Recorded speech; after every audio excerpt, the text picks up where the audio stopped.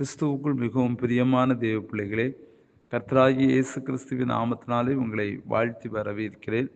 இந்த 2025வது வருடம் 8 மாதங்கள் பாதுகாத்த தேவனாகிய கர்த்தர் கிருபையினால் இந்த 9வது மாதமும் காணும்படியாக கர்த்தர் நமக்கு கிருபை செய்திருக்கிறார்.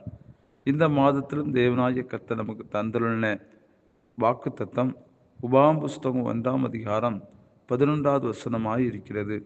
நீங்கள் எப்பொழுது இருப்பதை பார்க்கிலும் 1000 மடங்கு அதிகமாகும்படி உங்கள் தேவனாகிய கர்த்தர் உங்களை ஆசீர்வதிப்பாராக. ஜெபம் செய்வோம். பரிசுத்தமுள்ள பிதாவே, உமக்கு துதிக்கிறோம். ஆசீர்வதிக்கப்பட்ட விலைக்காக உமக்கு நன்றி தகப்பனே.